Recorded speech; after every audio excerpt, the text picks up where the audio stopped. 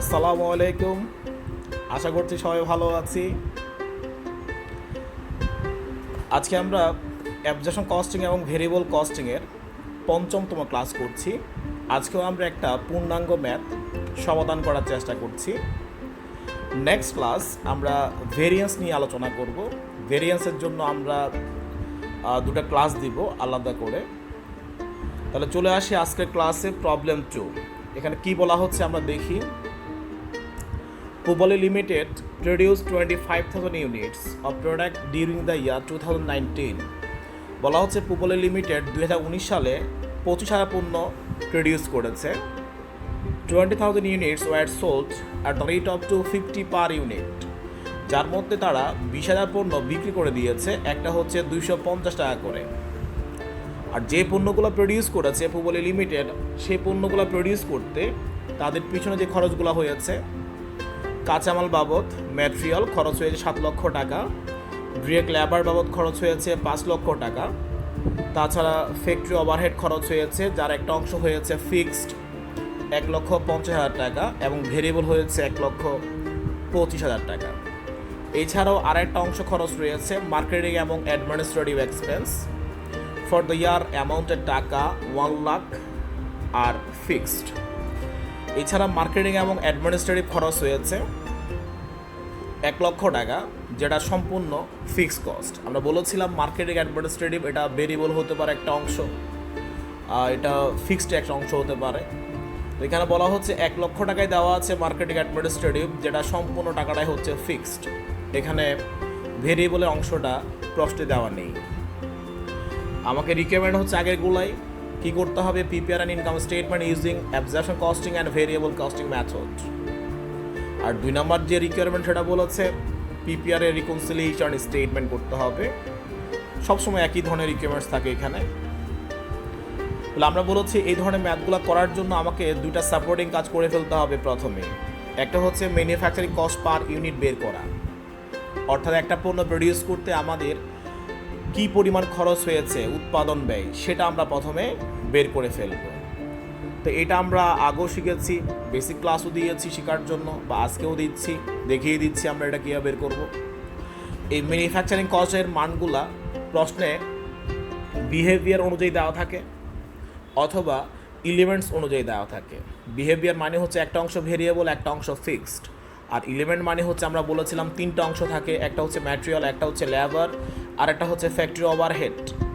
Factory overhead আবার 2 ধরনের আচরণ করে, একটা অংশ ভেরিয়েবল, একটা অংশ ফিক্সড। তাহলে আমরা দেখি এই ম্যানুফ্যাকচারিং কস্ট পার ইউনিট বের করতে কী কী আইটেম আসবে সেগুলো আমরা নিয়ে আসি। কাঁচামাল আসবে, নিয়ে আসলাম কাঁচামাল, ম্যাটেরিয়াল, এখানে ব্যয় হয়েছে 7 লক্ষ টাকা, কিন্তু আমরা বের করছি কি কস্ট পার ইউনিট। আমাকে দেখতে হবে আমরা কতগুলো পণ্য প্রডিউস করেছি, 25,000 পণ্য প্রডিউস করেছি। তাহলে আমরা ভাগ করলেই প্রতি ইউনিটের পিছনে কাঁচামাল বাবদ কত টাকা ব্যয় হয়েছে সেটা আমরা বের করে ফেলতে পারব। যেহেতু এটা ম্যাটেরিয়াল, এটা ভেরিয়েবল কস্ট, এটা অ্যাবজর্পশন কস্টিংও আসবে এবং ডিরেক্ট কস্টিংও আসবে। এরপর একইভাবে আমরা কি নিয়ে আসবো, ডিরেক্ট লেবার নিয়ে আসবো, ভেরিয়েবল ওভারহেড নিয়ে আসবো, ফিক্সড ওভারহেডও নিয়ে আসবো। শুধুমাত্র যেটা ফিক্সড ওভারহেড সেটা ডিরেক্ট কস্টিং আসবে না। এটা আমরা পড়েছি, আমরা শিখেছি গত ক্লাসগুলোতে। তাহলে সব কিছু মিলিয়ে আমরা কি দেখলাম, অ্যাবজর্পশন কস্টিংয়ে একটা পণ্য প্রডিউস করতে ব্যয় ধরা হয়েছে 59 টাকা, আর ডিরেক্ট কস্টিংয়ে একটা পণ্য প্রডিউস করতে ব্যয় ধরা হয়েছে এখানে 53 টাকা। এরপরে বলেছিলাম আমরা আরেকটা সাপোর্টিং কাজ করে ফেলতে হয়, সেটা হচ্ছে আমাদের 4টা প্রোডাক্ট থাকে প্রশ্নে, যে কোনো একটা প্রোডাক্ট যদি মিসিং থাকে আমরা সেটা বের করে নেব। একটা হচ্ছে ওপেনিং, একটা হচ্ছে ক্লোজিং, একটা হচ্ছে সেলস ইউনিট, আর একটা হচ্ছে প্রোডাকশান ইউনিট। আমরা দেখতে পাচ্ছি প্রশ্নে আমাদের প্রোডাকশান দেওয়া ছিল 25,000 এবং সেলস দেওয়া ছিল 20,000। তো এই ক্ষেত্রে দেখতে পাচ্ছি আমরা প্রশ্নের 2টা ইউনিট মিসিং আছে, একটা হচ্ছে ওপেনিং আর একটা হচ্ছে ক্লোজিং। একটা সমীকরণে কখনো 2টা ইউনিট মিসিং থাকতে পারে না। তো সেক্ষেত্রে আমরা ওপেনিংটাকে নীল ধরে নিব, 0 ধরে নিব, অর্থাৎ এই অঙ্কে ওপেনিং ইনভেন্টরি ছিল না, যার কারণে এখানে দেওয়া নেই। তাহলে ওপেনিং ইনভেন্টরিকে যদি আমরা নীল ধরে নেই তাহলে কোনটা বের করতে হবে, ক্লোজিং ইনভেন্টরি বের করতে হবে। ক্লোজিং ইনভেন্টরি বের করার ফর্মুলা হচ্ছে ওপেনিং প্লাস প্রোডাকশন মাইনাস হচ্ছে সেলস। আমরা দেখে দেখে মানগুলো বসিয়ে দিলাম, বের করে ফেললাম। ক্লোজিং ইনভেন্টরি হচ্ছে 5,000 ইউনিটস। তাহলে এই ধরনের সাপোর্টিং কাজগুলো আমরা কিন্তু করেছি, শিখেছি। আমরা এখন মূল অঙ্কে চলে যাই। আমাদের কাজ হচ্ছে দুইটা ইনকাম স্টেটমেন্ট রেডি করতে হবে। তাহলে আমরা শুরু করি প্রথমেই ইনকাম স্টেটমেন্ট আন্ডার অ্যাবজর্পশন অথবা ফুল কস্টিং সিস্টেম। এই সিস্টেমে আমরা ইনকাম স্টেটমেন্টটা রেডি করছি। এখানে আমরা কোশ্চেনটা আবার নিয়ে এসেছি যেন সবগুলো তথ্য আমরা চোখের সামনে পেয়ে যাই। আমাদের নিয়ম অনুযায়ী কী লিখতে হয়, প্রথমে সেলস রেভিনিউ লিখলাম। আমরা এখানে কতগুলো বিক্রি করেছি, 20,000। একটা হচ্ছে 250 টাকা করে, আমরা মোট বিক্রয় পেয়ে গেলাম 50 লক্ষ টাকা। তার থেকে বিয়োগ করতে হয় কি, কস্ট অফ গুডস সোল্ড। এই যে কস্ট অফ গুডস সোল্ড, এটা কিন্তু আমরা বের করা সবাই জানি। আমরা এখানে কস্ট অফ গুডস সোল্ডটা বের করে নিব। প্রথমে লিখব ওপেনিং ইনভেন্টরি, এখানে ছিল না, নীল। এরপর হচ্ছে ম্যানুফ্যাকচারিং কস্ট, এখানে আমরা ম্যানুফ্যাকচার করেছি 25,000 পণ্য, একটা হচ্ছে 59 টাকা করে, গুণ করলে আমরা টোটাল ম্যানুফ্যাকচারিং কস্ট পেয়ে যাব। তার থেকে আমরা বিয়োগ করব ক্লোজিং ইনভেন্টরি। আমরা বের করেছিলাম ক্লোজিং ইনভেন্টরি ছিল 5,000 পণ্য, একটা হচ্ছে 59 টাকা করে, তাহলে আমরা ক্লোজিং ইনভেন্টরি ভ্যালুটা পেয়ে যাব। এখানে একটা এন্টার পড়ে নাই, আমরা এটা ক্লোজিং ইনভেন্টরি হচ্ছে আমাদের এই অ্যামাউন্টটা, আমরা এটা বুঝে নিব। তা সব কিছু মিলিয়ে আমরা কস্ট অফ গুডস সোল্ড বের করেছি এখানে 11,80,000 টাকা, যেটা আমরা সেলস রেভিনিউ থেকে বিয়োগ করব। সেলস রেভিনিউ থেকে যদি আমরা কস্ট অফ গুডস সোল্ডটা বিয়োগ করি তাহলে যেটা পাওয়া যাবে সেটা হচ্ছে কন্ট্রিবিউশন মার্জিন। তার থেকে আমরা মাইনাস করি কি, মার্কেটিং এবং অ্যাডমিনিস্ট্রেটিভ এক্সপেন্স, অর্থাৎ কমার্শিয়াল এক্সপেন্স। তা আমরা দেখতে পাচ্ছি আমাদের প্রশ্নে মার্কেটিং এবং অ্যাডমিনিস্ট্রেটিভ এক্সপেন্স একটাই ছিল, সেটা হচ্ছে ফিক্সড 1 লক্ষ টাকা। আমরা লিখলাম ফিক্সড 1 লক্ষ টাকা। ভেরিয়েবল কোনো মার্কেটিং এক্সপেন্স এখানে ছিল না, না থাকলেও আমরা লিখেছি, তবে নীল দিয়ে লিখেছি, পরীক্ষা না লিখলেও চলবে। এখন আপাতত আমরা লিখা শিখবো, কারণ হচ্ছে যদি কোনো আইটেম না থাকে সেটা যদি আমরা এখানে না দেখাই, দেখা যাবে যে আসলে ইনকাম স্টেটমেন্টটা আমাদের মুখস্থ হবে না। এই জন্য কোনো আইটেম না থাকলেও সেটা আমরা লিখবো, লিখে নীল লিখে রাখবো, তাহলে ইনকাম স্টেটমেন্টটা আমাদের মুখস্থ হয়ে যাবে। এরপরে যদি আমরা কন্ট্রিবিউশন মার্জিন থেকে আমরা এই মার্কেটিং এক্সপেন্স মাইনাস করে দিই, তাহলে পেয়ে যাব আমাদের কাঙ্ক্ষিত নেট অপারেটিং প্রফিট। খুবই সহজ জিনিস, জাস্ট চার্টটা যদি মুখস্থ করতে পারি, মানগুলো আমরা দেখে দেখে বসিয়ে দিব, আর কোনো কাজ এখানে নাই। এরপর একইভাবে যদি আমরা দেখি অ্যাবজর্পশন সিস্টেম, যেটা আমরা করলাম, এখন আমরা করব আন্ডার ডিরেক্ট কস্টিং, অথবা এটাকে আমরা বলি ভেরিয়েবল কস্টিং, অথবা এটাকে আমরা বলি মার্জিনাল কস্টিং।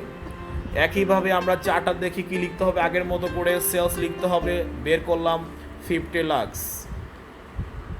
মাইনাস করতে হবে কি কস্ট অফ গুডস সোল্ড। একইভাবে আমরা কস্ট অফ গুডস সোল্ড বের করব। এখানে পার্থক্য হচ্ছে আমরা যখন অ্যাবজর্পশনটা করেছিলাম তখন আমরা গুণ করেছি 59 টাকা দিয়ে, কারণ সেখানে আমরা দেখেছি ওয়ার্কিং করেছিলাম, সেখানে একটা পণ্য প্রডিউস করতে ব্যয় হয়েছিল 59 টাকা, সেজন্য আমরা 59 টাকা দিয়ে গুণ করেছিলাম। কিন্তু এখানে আমরা দেখতে পাচ্ছি আমরা গুণ করবো কত টাকা দিয়ে, 53 টাকা দিয়ে। কারণ হচ্ছে কি, আমরা যখন ওয়ার্কিং করেছি তখন দেখেছি যে ডিরেক্ট কস্টিংয়ে একটা পণ্য বের করতে আমাদের খরচ হয় কয় টাকা, 53 টাকা। এই জন্য আমরা এখানে গুণ করব 53 টাকা। আগের মতো করে আমরা এখানে কস্ট অফ গুডস সোল্ডটা বের করে নিলাম। এটা আমরা সেলস রেভিনিউ থেকে মাইনাস করে দিব। মাইনাস করার পরে আমরা যে অ্যামাউন্টটা পাবো তাকে বলা হবে গ্রস কন্ট্রিবিউশন মার্জিন। এই গ্রস কন্ট্রিবিউশন মার্জিন থেকে আমরা মার্কেটিং এবং অ্যাডমিনিস্ট্রেটিভের কোনটা ভেরিয়েবল যে অংশটা আছে সেটা আমরা বিয়োগ করি। আমরা বলেছিলাম মার্কেটিং এবং অ্যাডমিনিস্ট্রেটিভের দুটো অংশ থাকবে, একটা অংশ হচ্ছে ভেরিয়েবল আর একটা অংশ হচ্ছে ফিক্সড। আমরা এখানে শুধুমাত্র ভেরিয়েবল অংশটা বিয়োগ করব। আমরা দেখেছি আমাদের প্রশ্নে কোনো ধরনের মার্কেটিং অ্যাডমিনিস্ট্রেটিভের ভেরিয়েবল কোনো অংশ নাই, যেটা ছিল সেটা হচ্ছে কোনটা, ফিক্সড। তাহলে ভেরিয়েবল অংশটা নাই, আমরা লিখলাম নীল। না থাকলে আমরা লিখব, না হলে কিন্তু আমাদের চারটা মুখস্থ হবে না। পরীক্ষায় গিয়ে আমরা না লিখি সমস্যা নাই, আপাতত শেখার জন্য আমরা লিখব, না হয় আমরা চারটা প্রপারলি মুখস্থ করতে পারবো না। এরপরে গ্রস কন্ট্রিবিউশন মার্জিন থেকে যখন আমরা ভেরিয়েবল মার্কেটিং এক্সপেন্স মাইনাস করে নিব, তাহলে যে অ্যামাউন্টটা পাওয়া যাবে তার একটা নাম আছে, কন্ট্রিবিউশন মার্জিন পেয়ে গেলাম আমরা এখন কন্ট্রিবিউশন মার্জিন। এই কন্ট্রিবিউশন মার্জিন থেকে আমরা মাইনাস করব ফিক্স কস্ট। আমাদের প্রশ্নে যতগুলো ফিক্স কস্ট থাকবে সকল ফিক্স কস্ট এখানে আমরা বিয়োগ করব। এখানে আমরা দেখতে পাচ্ছি একটা ফিক্সড আছে এখানে ফ্যাক্টরি ওভারহেড সেটা আমরা লিখলাম। ফ্যাক্টরি ওভারহেড হচ্ছে 1,50,000 টাকা। আর একটা ফিক্স কস্ট এখানে আছে আমরা দেখতে পাচ্ছি মার্কেটিংয়ের যে ফিক্স মার্কেটিং সেটা হচ্ছে 1,00,000 টাকা। যোগ করলে পাওয়া যাবে total fix cost. Contribution margin থেকে আমরা যদি এই ফিক্স কস্টটা বিয়োগ করে দেই তাহলে আমরা পেয়ে যাব নেট অপারেটিং প্রফিট। আমাদের কাজ শেষ। খুবই সহজ চ্যাপ্টার, খুবই সহজ। এখন আমাদেরকে আরেকটা রিকমেন্ড বলেছে এখানে পিপিআর রিকনসিলিয়েশন স্টেটমেন্ট করতে বলেছে। এটা খুব সহজ একটা চার্ট, সহজ একটা স্টেটমেন্ট, আমরা গত ক্লাস দেখিয়েছি, খুব সহজ জিনিস। তাহলে আমরা দেখে ফেলি এটা কিভাবে করতে হয়।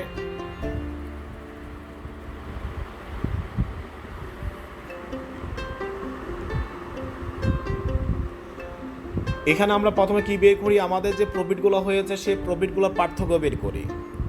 আমরা বের করে ফেললাম আন্ডার অ্যাবজর্পশনে প্রফিট হয়েছে এত 37,20,000 টাকা, আর ভেরিয়েবল কস্টিংয়ে আমাদের প্রফিট হয়েছিল 36,90,000 টাকা।